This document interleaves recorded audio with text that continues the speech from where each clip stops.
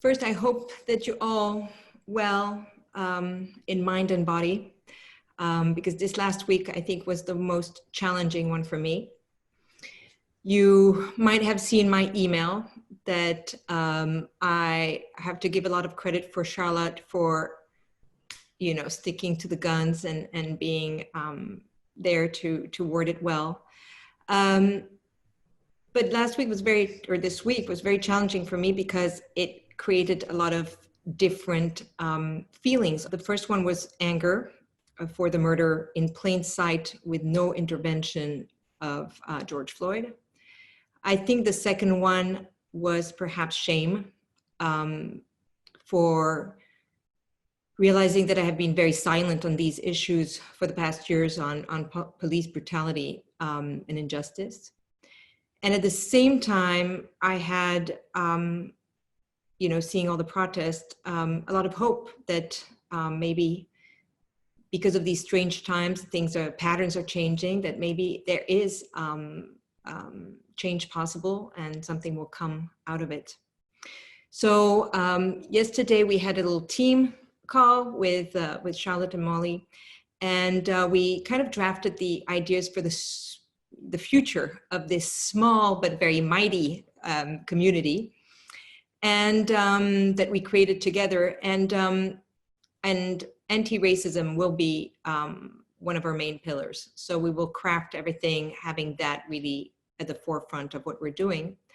And, fashion is not the most diverse industry. It is maybe in the magazine with some models, but in corporate, it's not the case. So I have made some specific,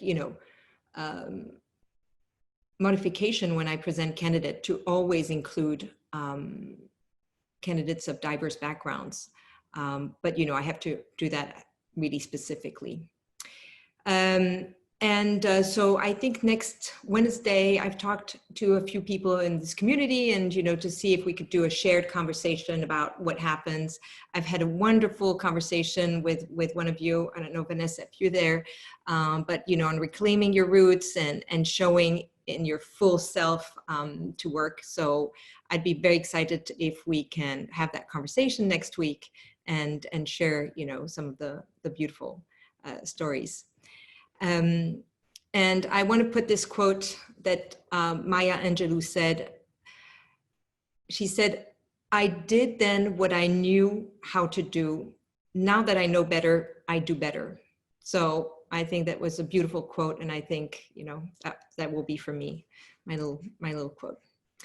So before we dive into LinkedIn, which is a rabbit hole that I spent the past few days being swallowed in, literally, I wanted to share that my thoughts, because I heard a webinar that was discussing career change.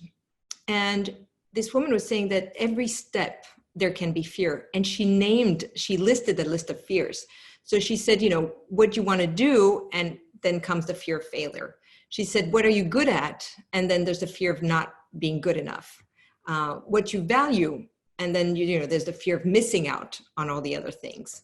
How will you move forward? And there's a fear of success. And what would you say in the fear of being wrong? And then I came on another sentence of something that said that actually scientific tests have proved that people are more afraid of uncertainty than they are of physical pain or physical issues. So what I wanted to share with that is, yes, there is fear. And yes, there is a lot of uncertainty. And I wish I could remove that, but I can't. But what I can do is provide the space for exploring careers, exploring that as a group in a safe environment. And I think what is impressive with the collectives is that you joined, to seek some help, but actually on your resume or clarity card, etc. But you have been helping also others. So I found that the collectives really are the virtuous cycles for a career. So I was really excited about that.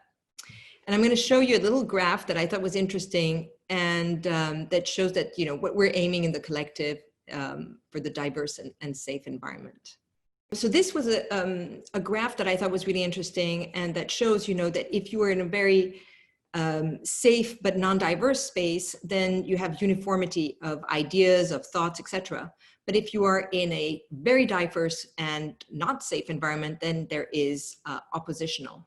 So what we're aiming here is to be in that, super blue generative, matching the color of my shirt, space, which is high diversity and high safety. So this is the aim that we're doing going forward for the collective. So LinkedIn. So it's the same rules as offline. People will connect and refer other people they know, like, and trust. So what I did this week is I attended quite a lot of classes on LinkedIn to kind of get deep in the subject. And I'll show you, you'll get these slides, but there's a whole section on LinkedIn help with videos and everything. So this is really a summary, but I'll show you the space. So it's really to know, you know somebody, you like them, and you trust them. So we're gonna dive into that. So first about the photo. I didn't think I was gonna even speak about the picture, but then this guy, David Jones, who's a friend and acquaintance of mine, showed up, and I was like, oh my God, his photo with this really orange circle popped out on me. And I was like, wow. And then I looked up David Jones, and I looked all the people, the list is very long because there's a lot of David Jones. But it really popped out this orange. And then I looked at my list of contacts, and all these people started popping out. So this woman, Anouk, who has this pink one, Julie, who has this yellow one. And I thought, this could be a really nice way because it shows your picture, but there's really an added pop of color.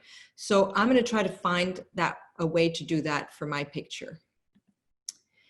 Because as you see, my picture is really bland with like whatever. So I'm going to show you basically one of the things that is very useful in LinkedIn is to customize your URL.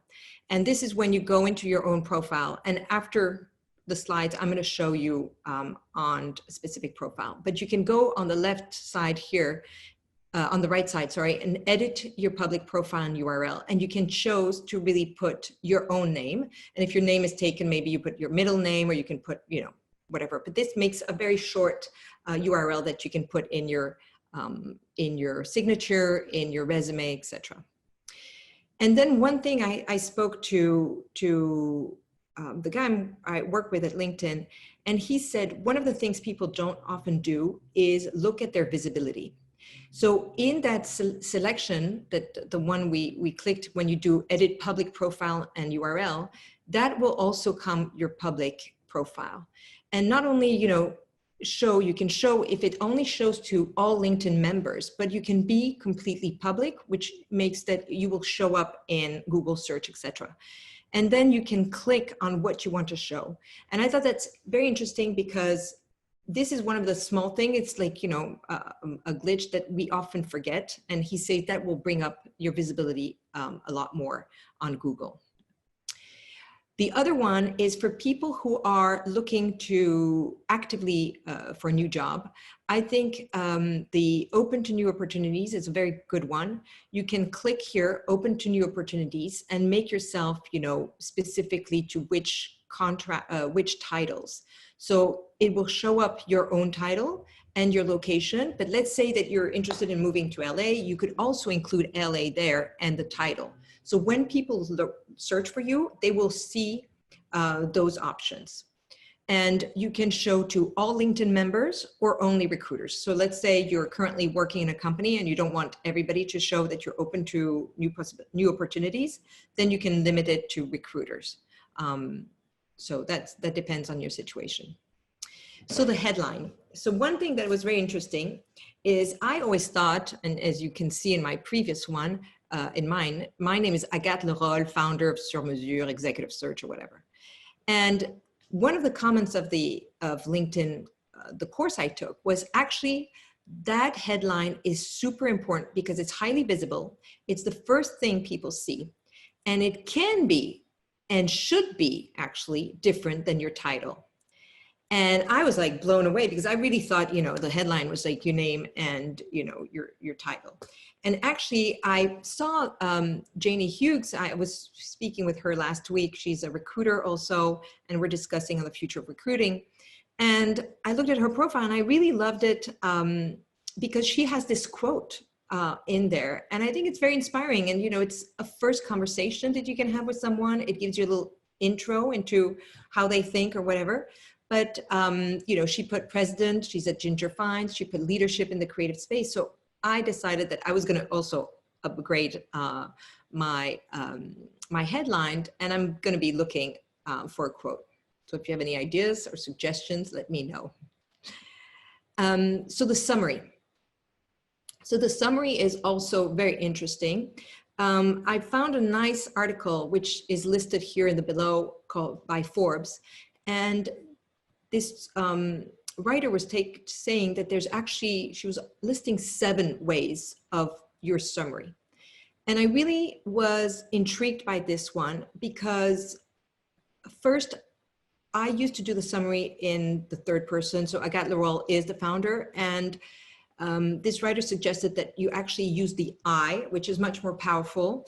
And he gave some different ideas of why you want to use the I in different ways. So they mentioned purpose. I believe that education, and then boom, you say as the director of. A punctuated list, which is, you know, people who kind of slash passion, catalyst, motivational agent. I mean, I think some of these words can be a bit overused, but anyway, but also passion. You know, somebody who says, I love switching on light bulbs with people, facilitating aha moments, whatever. My passion is about helping, and she was a coach. If you're in more of a sales, if you have a product to sell, a promise. So something where you bring value to your client, right? I can grow your business, etc. So this is the way to be more direct and for people to really respond to a message, right? I am, and then they follow. The second, not the second, but endorsement and recommendation. So this is very interesting because, as you know, we said people who know you, so they have to know you. So you shared your summary, you shared a little bit more in your title. They have to like you.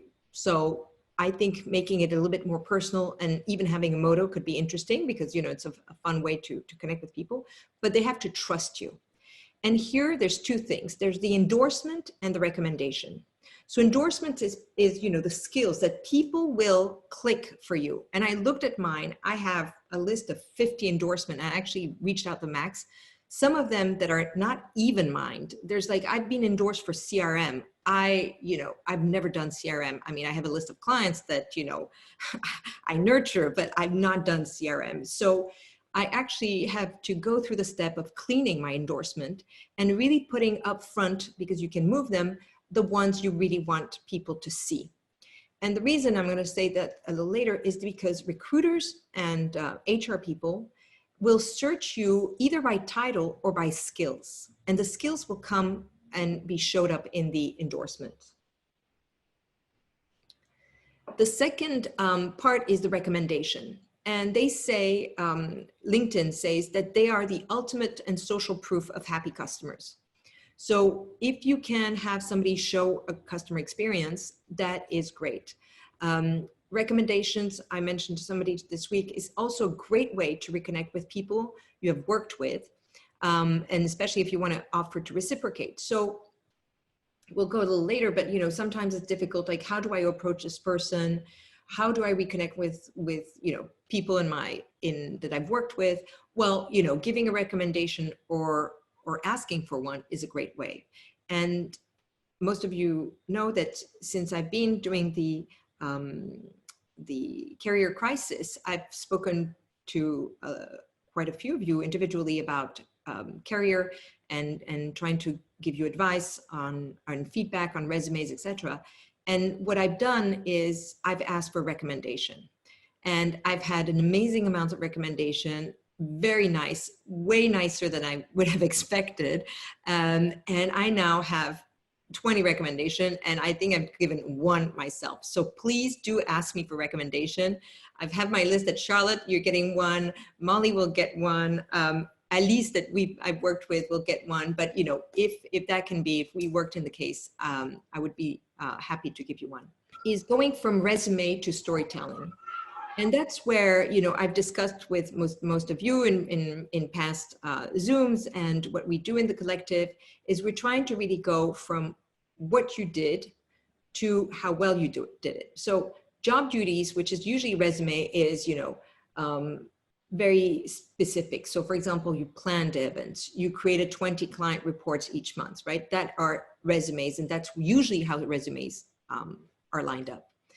Now, the idea is to really almost switch to accomplishment of how well you did it.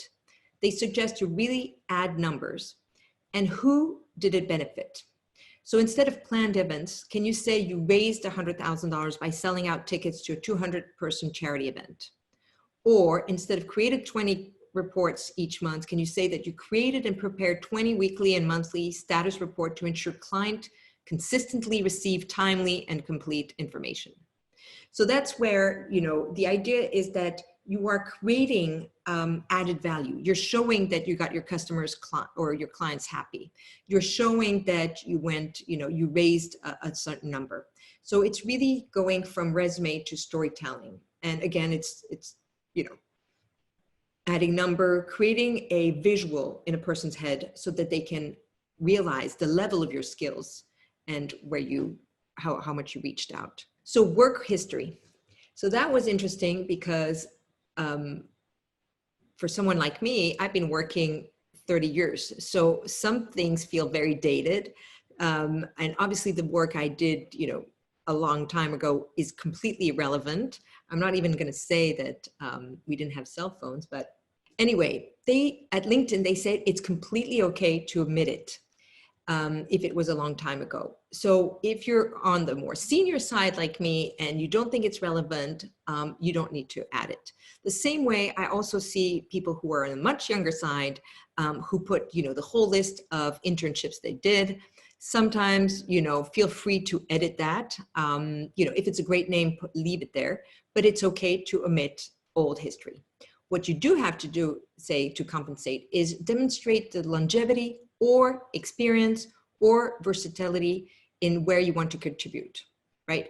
So if you are a recruiter, but as before I worked in banking, I really want to show what I'm doing as a recruiter because this is what I'm selling right now is my experience. So connections, you all know, first connections is people that you can message directly. Second connections, you cannot message them, but you can initiate a conversation by inviting them. And be careful because that conversation, you might want to repeat it because the conversation will come in an email or a click that you can endorse them.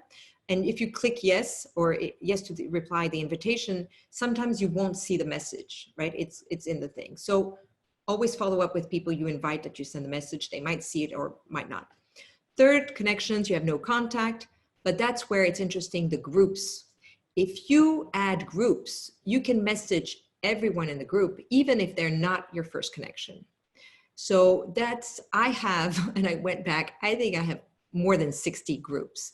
And I have groups in the fashion industry, I have groups in retail, I have groups in tech because I was interested. You can join groups and that gives you access to a much larger audience. So what LinkedIn was saying in their courses is strength, the strength of your relation is the value you bring.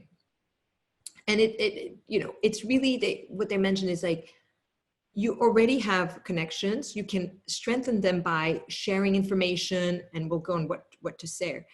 But on the second types of connection that you want to maybe reach out is they list the names of speakers, mentors, strategic event organizers, potential referral partners can spread the word. So reach out.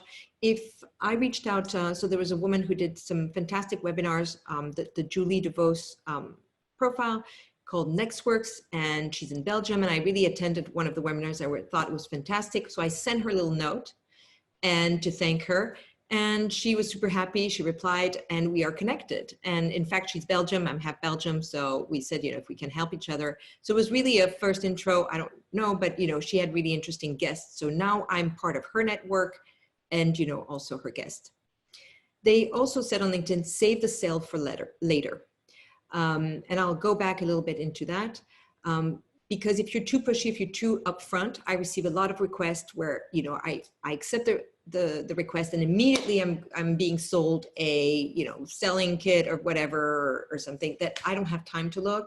I don't know you. I, haven't seen any documentation. So I ignore them. But follow up strategically. So if somebody connects with you, offer an article, invite them to an event you're attending. And this was very interesting because, there's plenty of webinars, there's plenty of Zooms. You can invent. I know somebody sent me on Monday an email, I'm sorry I didn't respond yet, saying that they invited 2 people to the Zoom. So wherever you are and whoever you are, welcome. We're very happy to see you. But inviting people to something is a shared experience. So this is very interesting because if it benefited you and you're excited about something, whatever it is, then inviting somebody to attend that experience with you is like inviting them to the concert without having to pay for the ticket fee, even having to dress up. They can be both behind your thing and you can discuss about it after. What did you think of something? So networking. So this was an interesting survey. So just so you know that we're all in the same boat. The top barriers to networking is for people, they are not sure how to reconnect. They don't know what to say. And they feel that too much time has passed, right? So it's for everybody a bit in the same boat. So we'll go over that on some suggestions. So here it's posting and featured. First, one of the things that they didn't mention, but is congratulate. There's plenty of reason to congratulate. If somebody writes an article, you can congratulate them of finishing an article, on writing an interesting subject. You can congratulate people on being 10 years at their job, whatever, but that's a great way. It's an easy way to reconnect with somebody. First, the second thing is the publish content rule of thumb that Ryan at LinkedIn shared with me is a 2 post about other things and 1 about you. So instead of posting every day about you, about your services, it could be, 1 post about some other article that you saw or an interesting video that you want to share and 1 about you, kind of that's the rule of thumb. And then he said that on average, people have to see 10 pieces of content before they purchase something. So it's not that, people want to really see and dig into the homework, but they get used to your name. So, right, they get used to, Agathe the recruiter, whatever. They might not even read the content, but they've seen you 10 times and then they've associated you, in their little brain connections, and you are now on their mind. So when they need a recruiter, boom, they will connect a little bit there. So these are suggestions. I think the video is going to go really quickly as becoming one of the LinkedIn features. They even have this thing called Video Live. I don't know when it's going to happen, but they're mimicking a bit Instagram on the video. And we're all going to have to create a little video. It's on our program. Solange suggested it 3 months ago. We will be doing a video. So sharing your knowledge. One of the things that I liked also is below here is taking people behind the scenes. I think that's always a great way. So Vincent, if you're in events, is always the behind the scene, because people are very eager to know what they are not told, right? Or if you're selling something is, maybe showing how you package the item, or I'm happy to take you behind the scenes of how I prepare my slides, but I don't think it's very glamorous. But I'll be thinking of doing that next time. So the job search. So I went a little bit into that on, a past time, but LinkedIn is very easy to use if you're doing a search job, right? If you go in jobs, you can really look at different titles. And I think I shared with you that I was surprised that some of those I didn't even think of that I would be applying for if I was looking to move in house. So always look at what LinkedIn has in suggestions, because it's an algorithm and they will find ways to share with you more information. The other thing you want to do is you can create a alert. So, you know, if you like a position, you can create an alert for that type of position or that type of skills in your area, or in LA if you're planning to move to LA. The reason is that you might not apply to it, but it will give you vocabulary on your own positions, skills that you might want to develop, and, you know, it will give you a feed of what's happening. What are the companies that are recruiting? So that's, you see, Diageo would not be on my list, but, you know, all of a sudden I'm seeing that they're active 3 days ago. So maybe they have other jobs going on. And this is the alert on how to save. You can save to bi-weekly, you can edit everything. So it makes it really, really easy for you. Now, the thing that I discovered is that there's actually the small business section. So I'm going to show you where it is, and you can create your small business. And I'm thinking, and you know, if you're a real estate broker, this could be a great to create a small business section for you, because it will give you, it will show you how to do marketing. It will, you know, you can invest. You're actually like, you know, like Facebook advertising, you can invest in that. But there are solutions. And then the thing I did not know, and I'm not sure the user interface is really, really great right now, but they have ProFinder. And ProFinder, LinkedIn ProFinder, is actually a LinkedIn for freelancers. So as you can see executive coach, legal, PR consulting. So they have different services. And I don't know if you're familiar with Upwork, but Upwork is a service for freelancers that I like very much. Charlotte and I met on Upwork, and I've used a few people on Upwork. I think it's great. It's very easy to use, but this is obviously LinkedIn is looking into it. So if you're a freelancer, you might want, I don't think it works very well for the creative. It's more design in terms of, you know, digital design instead of designer for the fashion industry, but you can explore that. So to conclude, I hope I didn't go too long, but what I really want to show with you, and we're going to go into my own LinkedIn screen for a little bit more in depth, but this is a tool, right, to help you get visible and connect. You do not need to master LinkedIn. You do not need to be have an MBA in LinkedIn. Nobody will ask you. There's already a lot in the information that I shared with you that is enough for you to get great benefits of LinkedIn. So this is text that I thought I would change instead of my own summary. Is Agathe is the founder of Sur Mesure, whatever, doing placement. I started writing, you know, I believe that a successful placement is the result of matching companies and candidates, both driven by purpose, values, and passion. And as an executive recruiter, I help companies, etc. But I put also as a coach, I help candidates, because actually I've been doing that, and it's nowhere on my LinkedIn profile. So I thought, okay, well, maybe it's time to update my own profile. And I was thinking of this quote by Alvin Toffler that some of you know, that I very much like.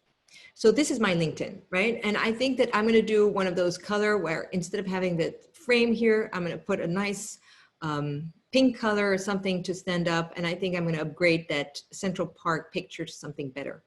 But this is where you see I changed. Instead of saying founder sur mesure, I put executive search, career strategy, talent advisory, and coaching. So this is everything you can put, but maybe I'm going to put that little quote up there. This is my about. I'm going to click that. This is my about. So you see it was very, Agathe Lerolle is doing that versus the I believe, which I think is more interesting and maybe more relevant today. Now, the one thing I wanted to show you is this section called featured. And you can go in featured. So here's the public URL, right? So this is the area where you create your public URL with your own name. This is where you can make yourself visible. So under my own name, but under here, you can share add profile section, right? And this is where there's the little thing called featured. And featured is this box that is going to appear for everybody just under your about, under your summary. And this is where if you wrote a really interesting article, you can feature it there. And so you will see if I click here, for example, article or post, if I click here, I can select to feature this article, which is the one that had the most comments, which is the one that I spend the most time. And yes, it was a few months ago, but who cares? So if you feature it, it will be, it will show up on the just below. So even though I wrote it a long time ago, people will see, you can share, you know, really what you want to put forth that you have shared in the article. So I want to share this one, and I can also decide in my featured that I want to share a link, right, to my own website or to a presentation I've done or to the career strategy. So this is where featured, I think it's a very interesting way that is going to be activated. This is your dashboard, this is your activity, and again, your experience.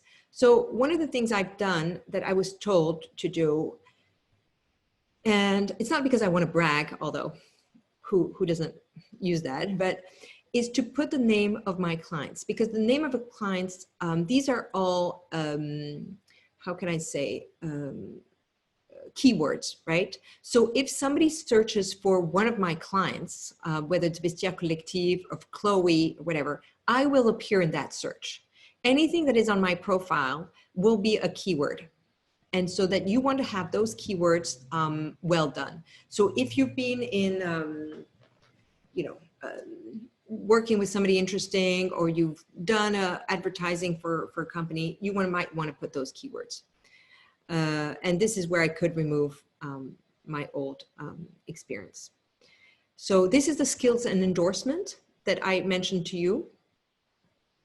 As you can see, I have actually quite a bit of skills. And so event planning, I wouldn't qualify as that, even though I did some. Store management, absolutely not. I don't know why somebody endorsed me, is because, you know, they show up. So this is where you want to show what is your industry knowledge. So the ones you can pick the ones you want, you know, up front, whether it's marketing, fashion, but you can move those and you can share. So why I only have 5 endorsements in talent acquisition, you know, but I have 7 on public relations, doesn't make sense. So you can clean that up and you can put that up front. What is also interesting is that actually there's interpersonal skills. So this is what I call the soft skills. And so this could be interesting to have. So you can modify that. And this is the recommendations. And you can ask for a recommendation, you can just mention and thing.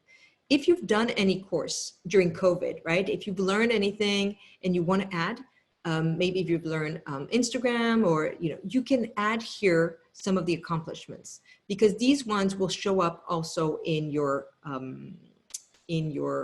search. This is interest. And now I'm going to go to show you my groups. So if I go to home, so this is my groups, and this is where, you know, these are the groups I'm part of. So I had done a training with IDOU, so I'm part of that community. And as you see, there have 2,700 members that I can connect with directly if I wanted, and I don't have to be connected directly with them. If I'm, see the Business of Fashion, which is publication in our industry, they have 100,000 members. They're all in the fashion industry. So that will add and expand my network. By the way, fun fact, I'm at, I think I'm at almost just 6 under, I don't know where they are, but on the number of connections. Oh yes, my number of connections, I think I'm almost to 6,000 or something like that. So it grows fast. It grows very fast. And this is where Jobs, this is where you can create alerts. You can create, you can save your jobs. You can save even job descriptions, right? You don't even have to apply, you can save. So this could be a great way. I should have saved jobs. If I click here, these are saved jobs that, you know, I might be looking to be recruiting in an industry, and I'll look at similar job description to see if I'm missing any skills that I'm looking. But this is where, you know, I keep my job descriptions. Messaging, most of you know, and this is in notification, one of the places where I go, because this is where people say, you know, it's a birthday, or people viewed your profile, or Danielle has a birthday. This is where you can wish her happy birthday and say congrats on things. So this is a way to be easily celebrating somebody and sharing. I'm gonna move my slide a little bit below. So this is a link for help. This is LinkedIn help. This is the link I shared on the first slide. In here, you have all these different videos, you have information, you have, you know, things you can toy around with. Here you have ProFinder. You can click on ProFinder and they will take you to all the, if you're a freelance and you want to add information. You can also go into learning. Learning is a great way. That's where I found all these information. So learning, you have the basics. You can look at information. There's plenty of videos. So this is where you can, you know, use LinkedIn Learning as a platform.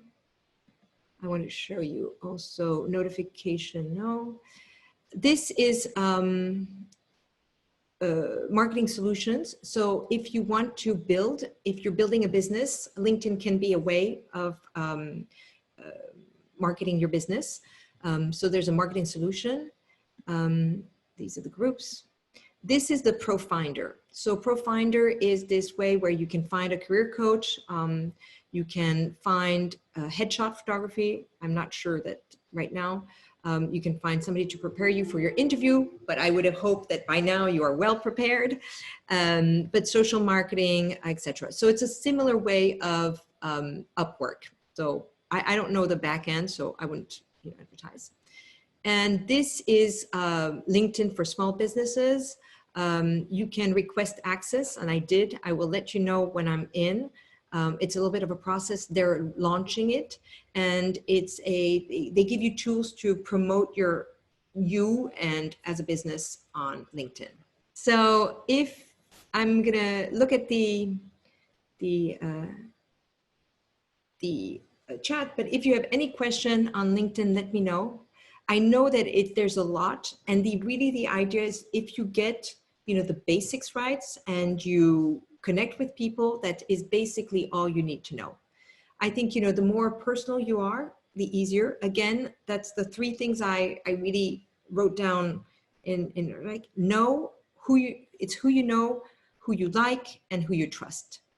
So I think that LinkedIn is very, you know, large community. The idea is to really focus on things that are relevant to you, not do too much hard sale, but, you know, little by little you can build build connections and share information, send an article, send a recommendation, and do things like that.